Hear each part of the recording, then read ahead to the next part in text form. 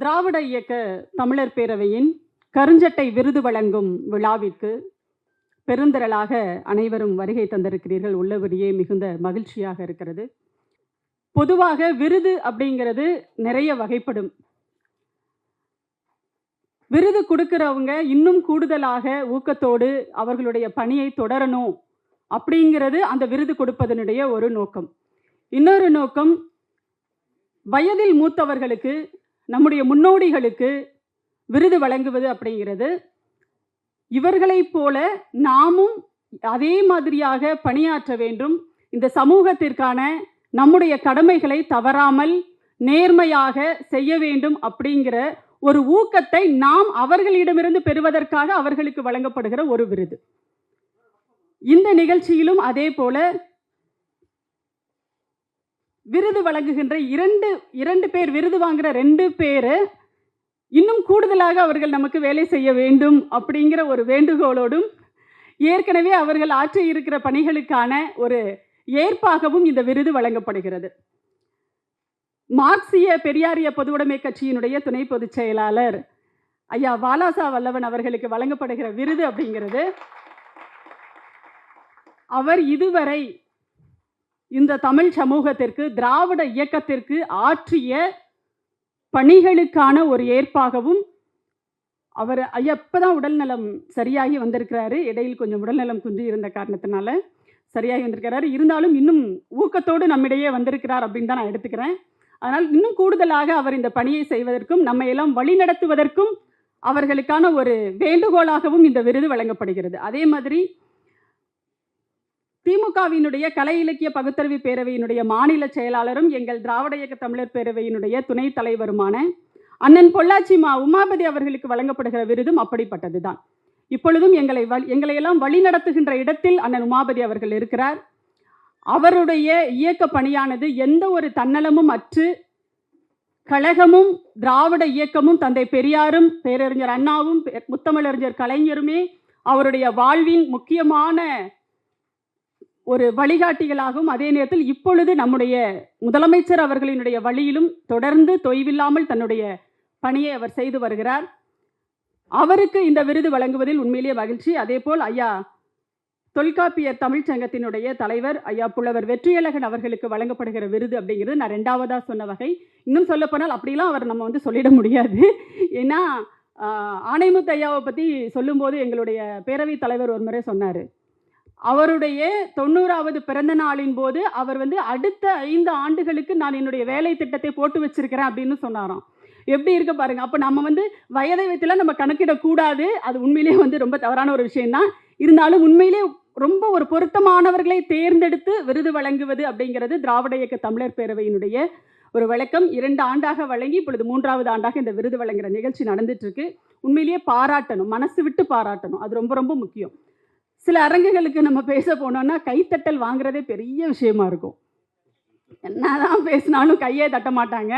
ஆனால் உண்மையிலே ஒரு பாராட்டு அப்படிங்கிறது தான் ஒரு மனிதனை மேலும் மேலும் ஊக்கப்படுத்தும் இல்லையா? இப்போ அதாவது திரைப்பட கலைஞர்கள் சொல்லுவாங்க, கைத்தட்டல் தாங்க எங்களுக்கான விருது அப்படின்னு சொல்லுவாங்க. அது சும்மா பொய்யெல்லாம் கிடையாது, உண்மை. ஏன்னா எதுவுமே ஒரு அங்கீகாரமே இல்லாமல் எந்த ஒரு மனிதனும் வேலையெல்லாம் செய்ய முடியாதுங்க. சும்மா சொல்லலாம், நான் அப்படிலாம் எதுவுமே எதிர்பார்க்கல அப்படின்னு சொல்லிட்டு. ஆனால் ஒவ்வொரு மனிதனுக்கும் பாராட்டு என்பது மிக மிக தேவையாக இருக்குது. ஒரு கைத்தட்டல் கொடுத்து பாருங்க ஒரு குழந்தைக்கு, அந்த குழந்தை எந்த அளவுக்கு மகிழ்ச்சி அடையும் அப்படிங்கிறது நமக்கு தெரியும். இந்த பசங்கன்னு ஒரு படம் வந்துச்சுல்ல, அதில் அந்த கைத்தட்டல் அப்படிங்கிறது தான் அந்த ஒரு கோமா ஸ்டேஜுக்கு போயிடுவான் அந்த பையன். அப்படியே நினைவில்லாமல் இருப்பான் அந்த குழந்தை. அவனை சுற்றி நிற்கிறவங்கெல்லாம் கைத்தட்டி உன்னால் முடியும் கைத்தட்டும் போது அவன் உடனே அந்த நிலையிலிருந்து மீண்டு நினைவு குணமாயிடுவான்.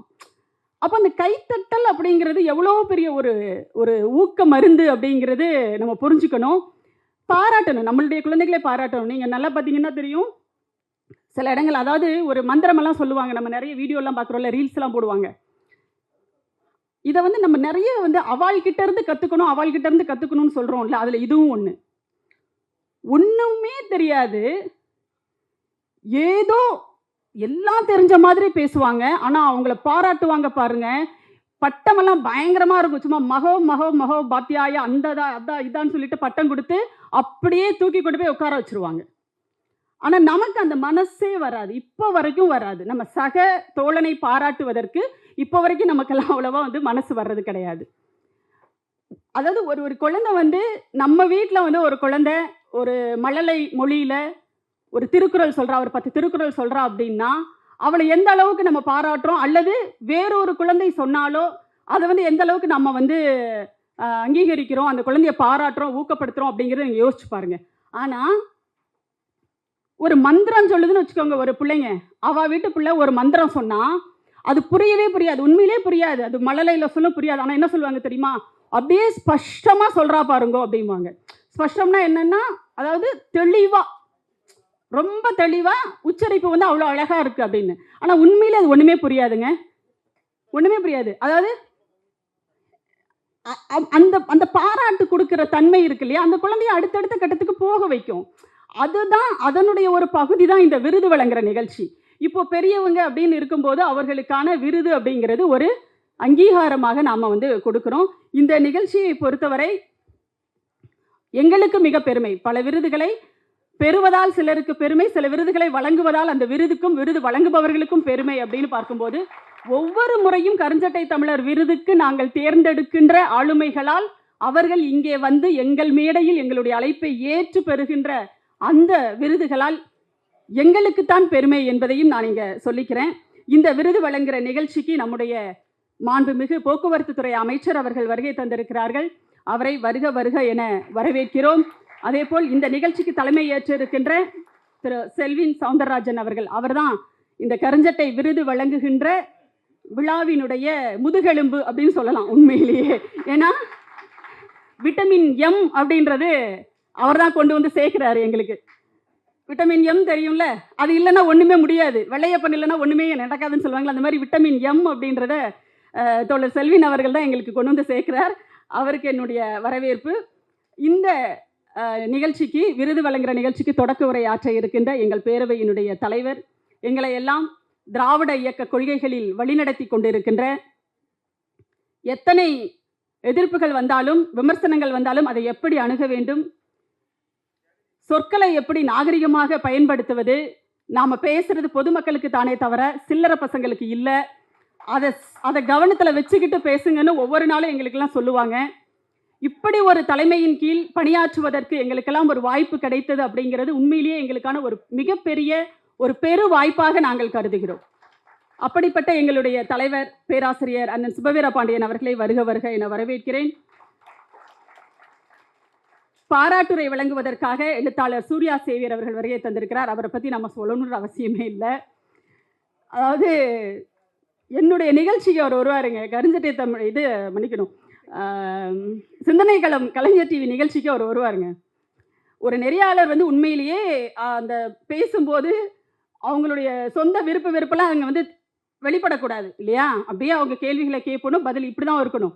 ஆனால் உண்மையிலே சொல்கிறேன், அவர் வந்து பேசினார்னா அவர் வந்து எதிராளிகள், அதாவது பிஜேபி ஆர்எஸ்எஸ் எல்லாம் அவர் வந்து பேசுகிறதுல கலாய்க்கிறதுல சிரிக்காமல் நான் ஒரு நாள் நிகழ்ச்சியை நடத்தினதே கிடையாது. அதாவது சிரிக்கவும் வச்சு அதே நேரத்தில் சிந்திக்கவும் வைக்கிறது, அது வந்து அவருக்கு கைவந்த கலை. அவருடைய எழுத்துக்களும் சரி, புத்தகங்கள் நிறைய வெளியிட்டிருக்கிறார், அவருடைய எழுத்துக்களும் சரி பேச்சுக்களும் சரி மிகவும் காத்திரமானவை. அவரை நான் வருக வருக என அன்புடன் வரவேற்கிறேன். வாழ்த்துரை வழங்குவதற்காக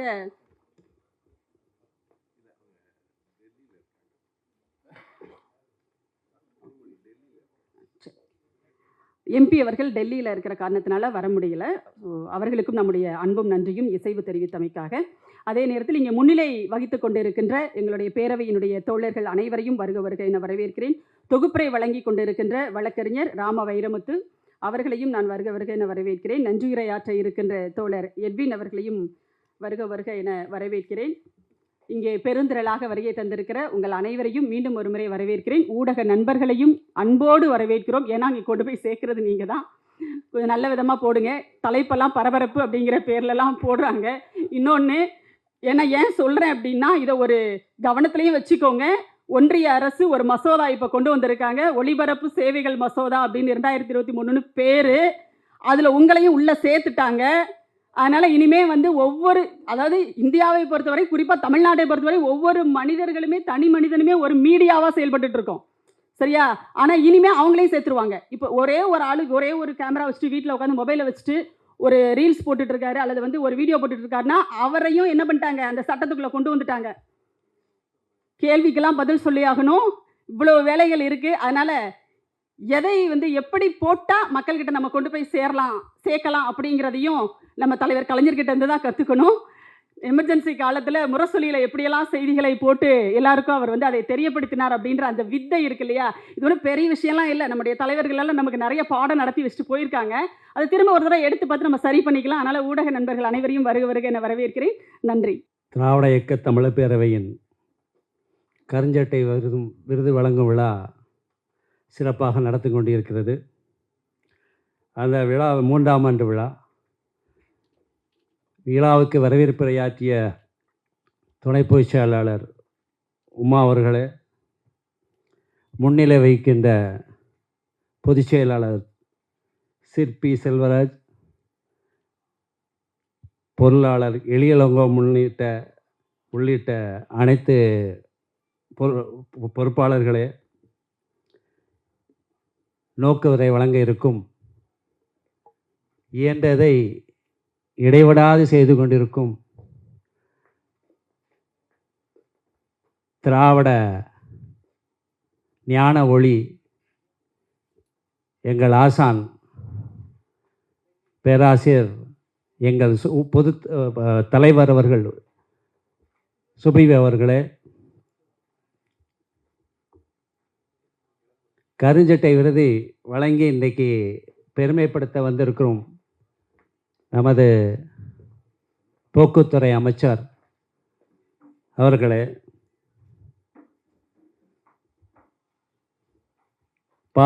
பாராட்டுரை வழங்க வந்திருக்கும் திரு சூர்யா சேவர் எழுத்தாளர் அவர்களே, கருஞ்சட்டை விருது பெறும் தோழர்களான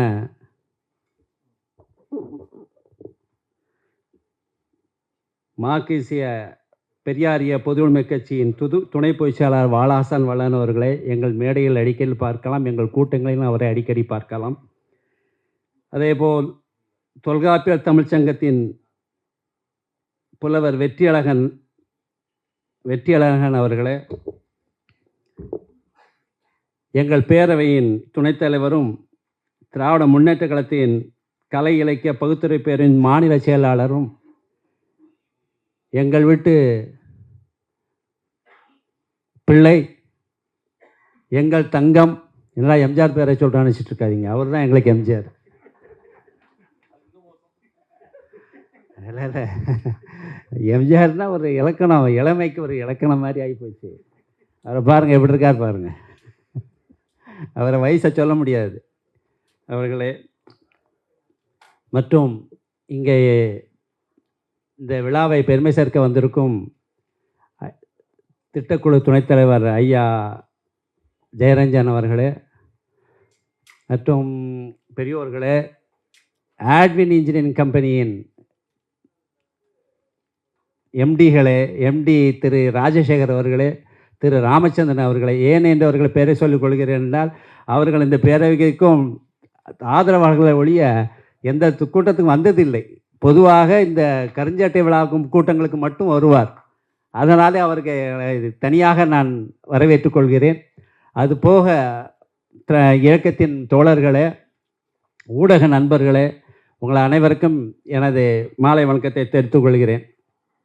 நான் அதிகமாக பேசப் போவதில்லை, ஏன்னா எல்லாமே வரவேற்பு பற்றி எல்லாம் பேசிட்டாங்க.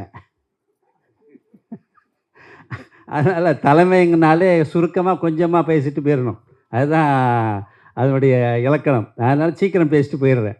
இருந்தாலும் ஏன் இந்த கருஞ்சட்டை விருது அப்படிங்கிற ஒரு கேள்வி என்னுடைய நண்பர்கள் கேட்கிறார்கள். ஏனென்றால் நான் இந்த எம்னு சொன்னாங்களா, வைட்டமின் எம், இந்த வைட்டமின் எம்முக்காக அப்படியே சுற்றி வருவேன். அந்த வைட்டமின் எம்முக்குங்கும் போது இது என்ன கருஞ்சட்டை விருது என்று கேட்கிறார்கள். நான் சொன்னேன், இது வந்து பெரியார் அமைச்ச ஒரு பெரும்படை கருஞ்சட்டை படை.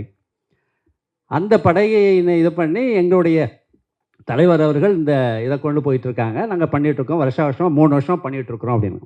முதல்வரிடத்தில் அதை சொல்லி வேண்டும். முதல்வரிடத்தில் திமுகவை சேர்ந்த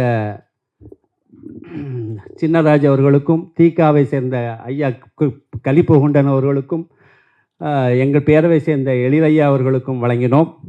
2ஆம் ஆண்டில் தீகாவை சேர்ந்த பிரச்சார செயலாளர் அருள்மொழி அவர்களுக்கும்,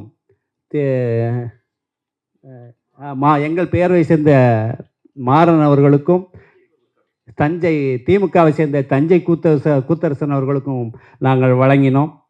3வது ஆண்டாக இந்த 3 கதாநாயகர்களுக்கு வழங்க இருக்கிறோம். ஏன் இந்த கருஞ்சட்டை என்ற கேள்வி.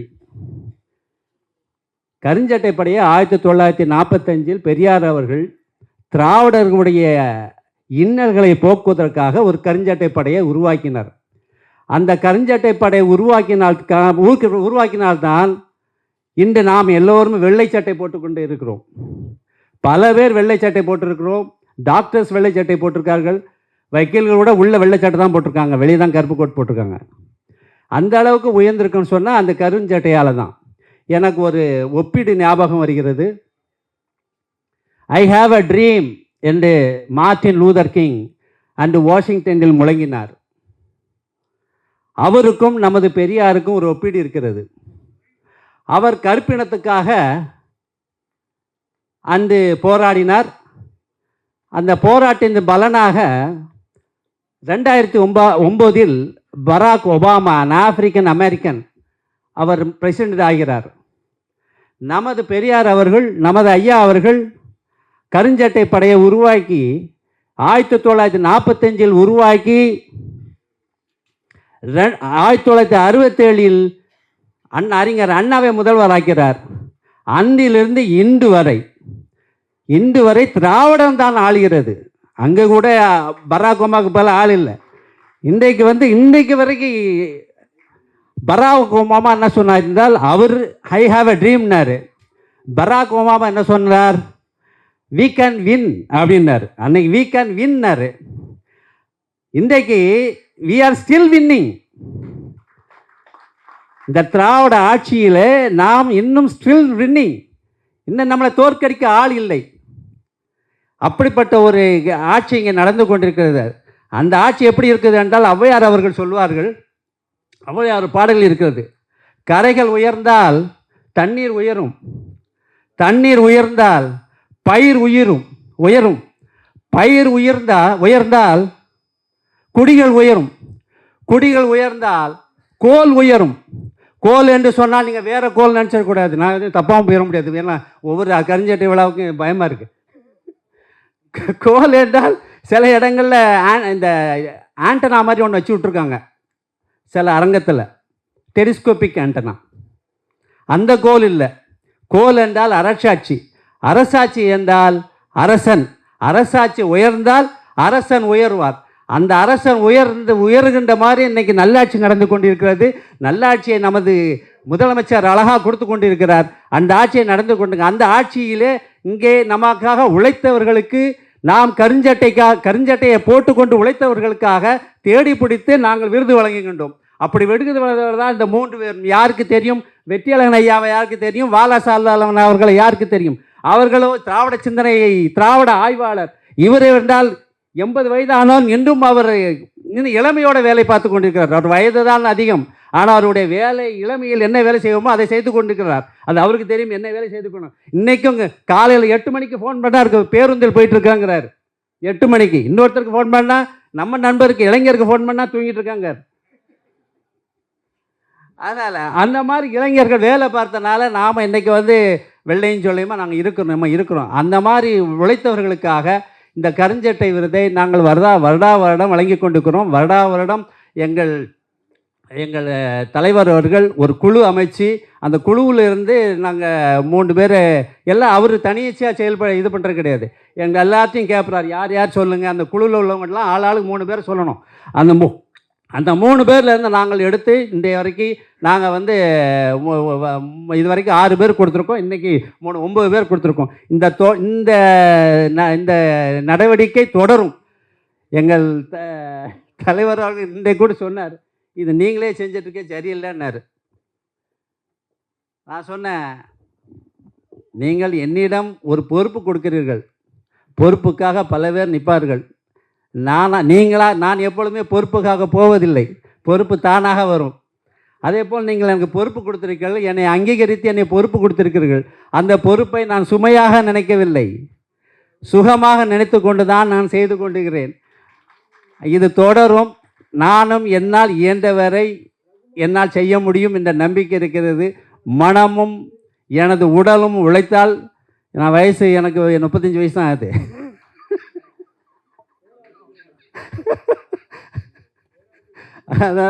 அதனால் நான் அதை தொடரும் என்று கூறிக்கொண்டு விருது பெறும் தோழர்கள் அனைவருக்கும் என்னுடைய வாழ்த்துக்களை தெரிவித்துக்கொண்டு விடைபெறுகிறேன். நன்றி, வணக்கம். வாழும் வரலாற்று அறிஞர் கருணானந்தன் அவர்களின் பாசிசமே பார்ப்பனியம், பார்ப்பனியத்தின் பாசிச கூறுகளை வரலாற்று ஆதாரங்களோடு எடுத்துச் சொல்லும் அற்புதமான நூல். விலை ரூபாய் 200 மட்டும். புத்தகம் வாங்க திரையில் தெரியும் தொலைபேசி எண்களுக்கு தொடர்பு கொள்ளுங்கள் அல்லது கருஞ்சட்டை பதிப்பகத்தின் இணையதளத்துக்கு வாருங்கள்.